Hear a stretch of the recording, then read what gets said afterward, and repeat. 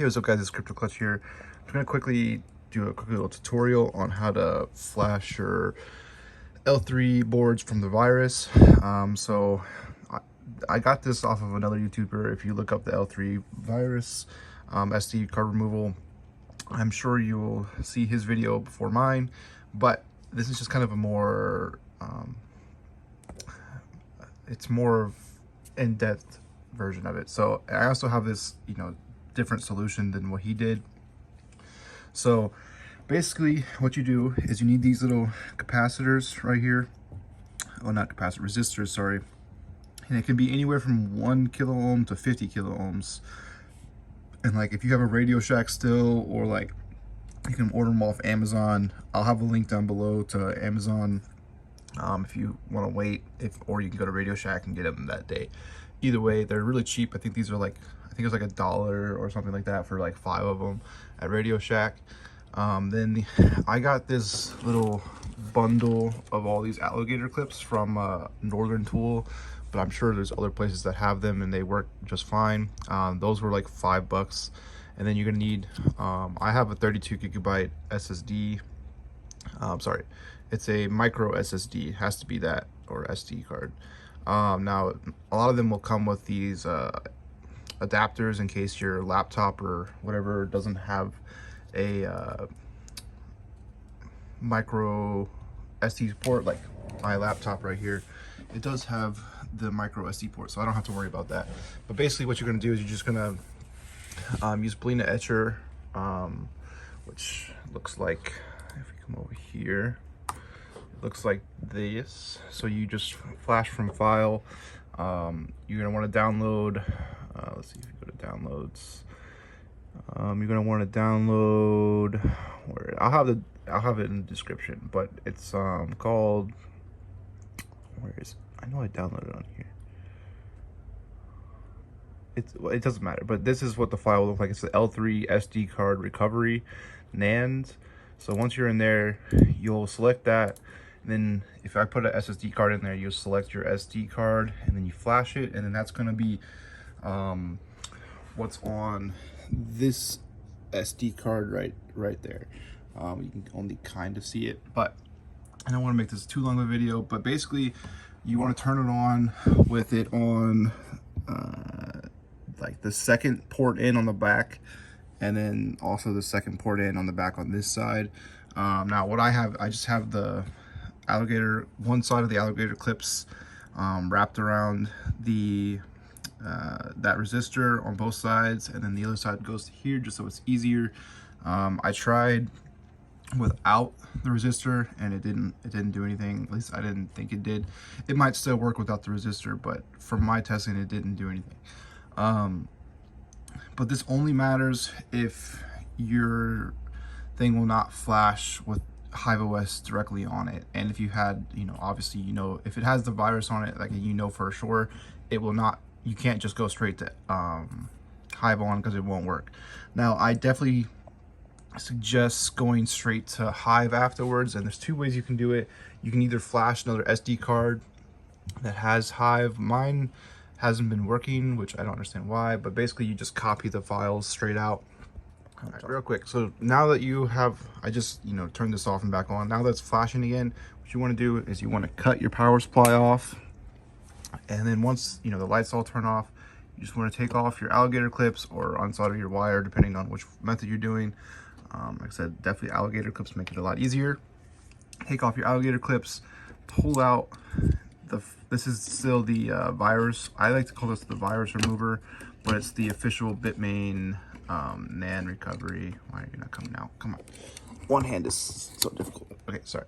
So pull out your SD card, and then all you have to do is give it a, well, if you're going to use the SD card to try and flash Hive, you put that in there now and turn the power supply on. Wait for the, sometimes it'll flash both red and green, sometimes it'll only flash red. But if it only flashes, if it goes green and then starts flashing red, it didn't work. So you're probably gonna have to try the second method I'm about to show you.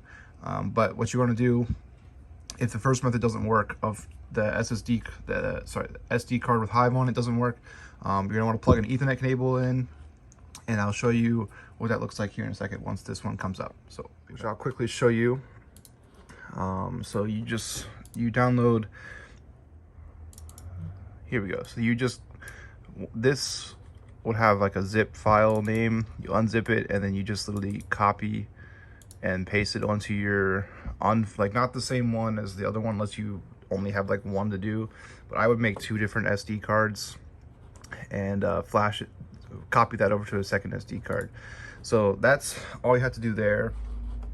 And the trick I've found is normally one time of it doing this flashing twice isn't enough, so I normally would just leave it exactly like this and just cut the power supply off and then cut it back on, and it normally will work just fine after 2 tries. Same thing with the Hive on. If yours does work, make sure you flash it twice. Otherwise, sometimes like the first time it doesn't always work, but the second time, definitely doing it twice has pretty much always worked for me. So once you get that, I'll show you guys how to do the HiveOS configuration on putting like your farm hash in, and yeah. All right, so now that you have your, so you say your first method doesn't work, or you just want to go straight to the second method. Once it's flashing red, that means that you're ready to scan your network. So use something like advanced IP scanner, or there's also Bitcoin tools. This works too, but basically all you have to do is just set your IP range. Obviously I have a lot of miners on this network, so I'd have to figure out which one it is, but I already know it's this one. So, you know, it's going to be a Texas Instruments miner, or that's at least how mine always shows. So then what you can do is you just double click on that. Always root unless you change it. So once you're here, you know, this is without Hive. I'm sorry if it's a little shaky, but this is without Hive. So what you want to do is you want to upgrade, and there's this Hive has this file for download, but you just open it and then hit flash image, and you're going to hit OK. It's going to upload. It's going to say cannot find signature. That's fine. Hit go back, choose file, and then you're going to want to get this the latest SD card thingy, or you can just upload it to it, and then you just flash it and hit OK. It's going to upload the firmware, and it's going to work this time. If you don't, sometimes if you don't, well, most of the time, especially if you're using the new firmware, it's going to say like you don't have the signature, but that's why we did the thing that removes the signature requirement.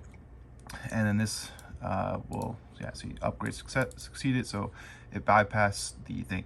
Now, one thing to know is I have heard that if you do upgrade this to Hive on, it is either impossible or like really hard to undo this. So if you do not like Hive and you want to try like Blizz or like some of the other ones, do not do this on, you know, your control board, because it will not work. But once I've gotten the virus on there, I put Hive on there. That way I know for sure that this miner does not have the virus anymore. And even if another miner on the network does get hit by the virus, Hive on changes the password, so it doesn't affect my other miners anymore. This has been confirmed with this last batch of ASICs that I did. If you can watch my last shed update to verify that. But I know this video is getting kind of long, but we're almost done. So now what we're going to do is we're going to hopefully, there we go. So now this is what the HiveOS L3 would look like. Just quick rundown. You have your miner configuration where you can change this, but you can also do all this on Hive on once you do this other thing. This is where the miner stats would be, you know, your ASIC boards. Now the cool thing about this is you can set auto tuners, so you can do, you know, what an L3++ could do on this guy.